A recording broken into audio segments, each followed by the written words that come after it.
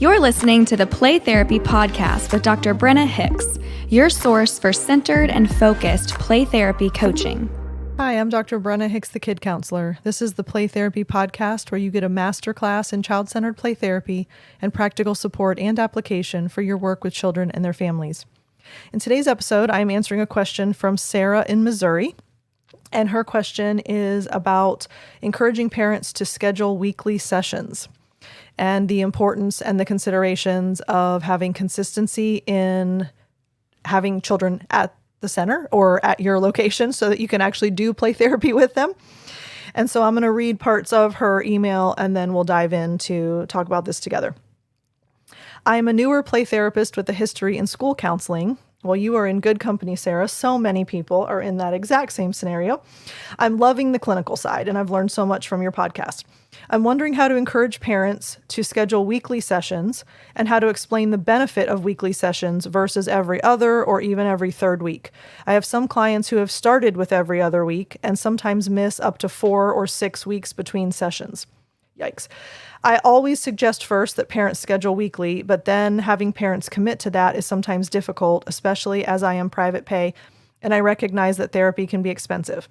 I'm noticing some parents frustrated that there is not a lot of growth, but then I wonder if there is a correlation between frequency of sessions and growth. I assume there is. Yes, 100%. Do you have any advice you can offer on how to address this with parents? Thank you so much for all you do. I love the podcast.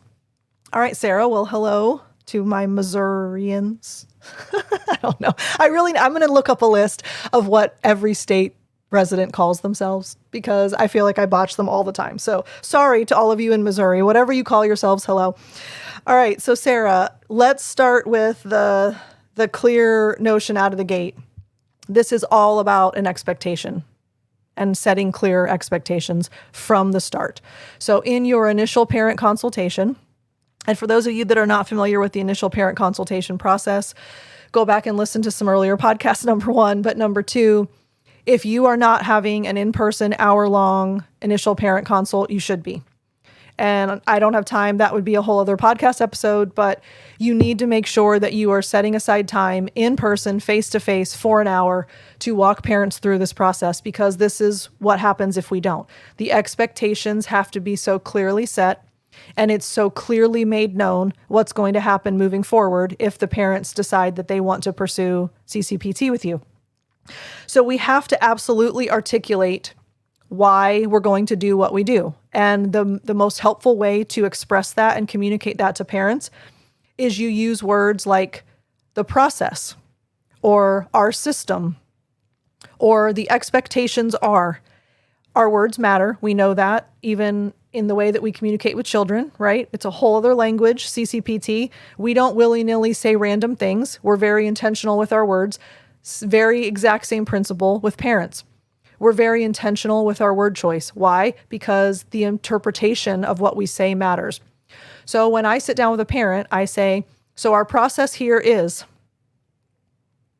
Why do I say that? Because it's very clear that they are expected to follow the process. So our process at the center is same time, same day each week. Notice that that is another intentional phrase, same time, same day each week. And then I usually throw out an example just to really make it clear. 7 plus or minus 2 times, right? Parents and anyone in the world, they need to hear things 7 plus or minus 2 times for it to sink in. So as much as you can illustrate, do so. So our process here is same time, same day each week. So for example, if your child's appointment is Monday at 4, that will be your spot for the duration of treatment every week. Okay, so now I've given them a specific example, I've given them a specific phrase, and I've given them the knowledge that there is a process, and they will be expected to adhere to the process. This is articulation. This is communication. We talk about this in the coaching groups all the time, because if parents don't feel that you are following a system, they will expect you to bend to their whims, not the other way around. And this isn't even really about them bending to us. This is about best practice. We know that CCPT is most effective if we have weekly sessions. So Sarah, you alluded to that. I assume that there's a correlation between frequency and sessions and growth. Of course there is. So if a child is not coming every week, then we know that it's going to affect growth and change and the pace and the phases and the stages and everything. There's a ripple effect when kids are not there weekly. So we absolutely have to make it clear that that is what's going to happen. Now, as another possibility for you, we use a software that allows us to put in a repeating booking. In other words, if Mondays at 4 is that child's appointment, we put that in and we click repeat every week. That also makes it very clear to a parent that that is their time slot and it is a weekly appointment.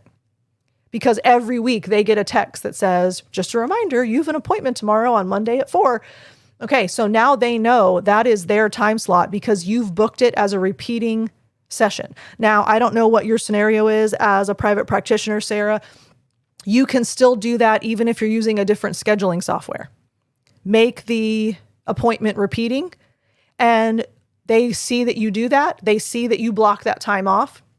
And that's another thing that we will often say is, and this spot is reserved specifically for your child. So we'll never put another child in that spot. Then it's very clear, this is yours and it's weekly. And the expectation is that you will be here. I heard you mention in your email that some have started every other week. As much as possible, never accept that as an option. Don't offer it. Don't agree to it. There's no concession there. If a child starts every other week, the entire first stage and phase is difficult.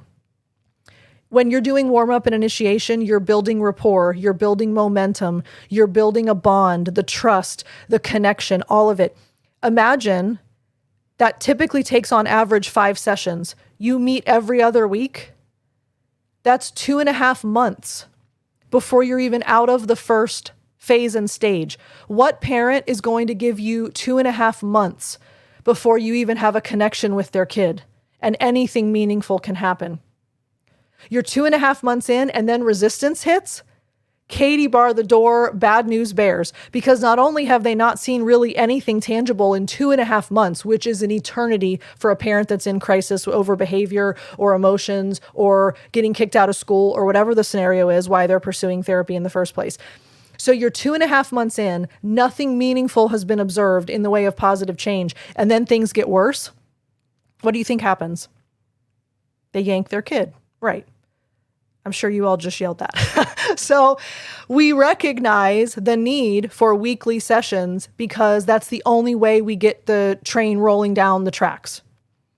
So we do not, at our center, we do not allow a parent to start every other week, even if they say that it's for financial reasons, which, by the way, also related aside, there is always a different reason. It is never about money.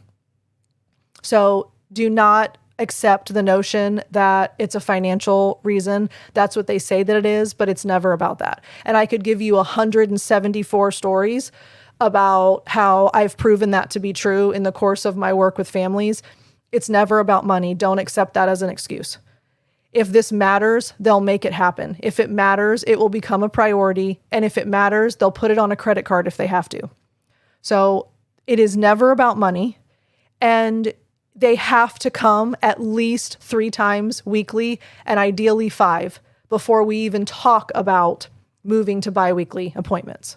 That is an expectation at our center. And again, our system, our process, our expectations are. We use those words very intentionally with parents. So that's a second thought I wanted to share. And then finally, you have to understand that when we're looking at people missing 4 to 6 weeks between sessions, they're not prioritizing it, which makes me then question, what are they not bought in? What are they missing? Where is there no responsibility and ownership? So I think this goes back to articulation. If they didn't really fully invest and get bought in, then they're not really going to take this seriously. And the only way you do that is be very clear with your template and your script for the first time that you meet with parents. And here's a way that you can, here's my final thought so that you have a workaround for a parent that is resistant to weekly sessions.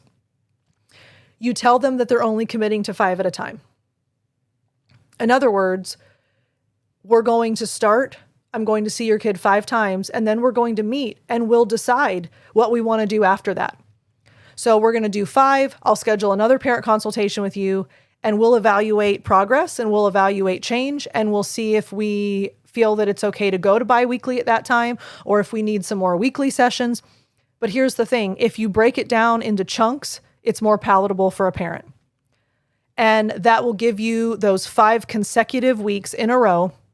And then you meet. And if they say, we either have to stop or we have to go biweekly, then at that point you've had 5 under your belt. It may be okay to switch.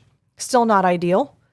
And that then articulation becomes, okay, please recognize it will not necessarily mean that the child needs more sessions if we pace them out, but it is going to take twice as long.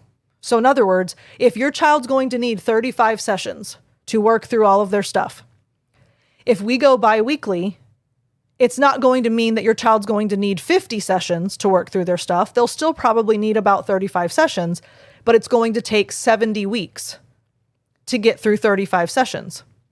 You have to help them understand what this looks like, practically speaking. This isn't just, oh, we'll go every other week. You're going to double the length of time before we're done.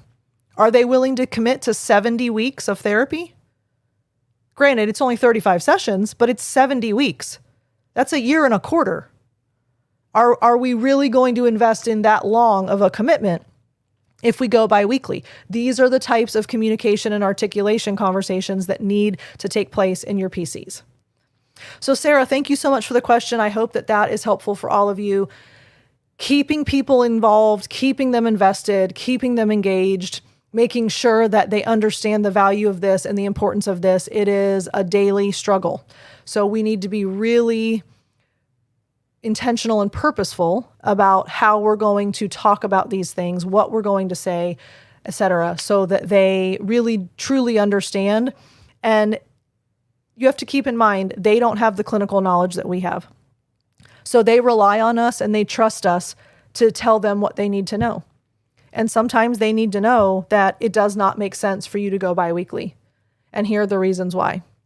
And then sometimes it's okay, we have momentum now, we're in the work phase, we can switch to biweekly sessions. But those are clinical judgment calls that you need to make, and they rely on you to make those. So don't be timid or hesitant to have those conversations. They're necessary, and they really advocate for the child, and that's always our goal. All right, y'all. Love you. We'll talk again soon. Bye. Thank you for listening to the Play Therapy Podcast with Dr. Brenna Hicks. For more episodes and resources, please go to www.playtherapypodcast.com.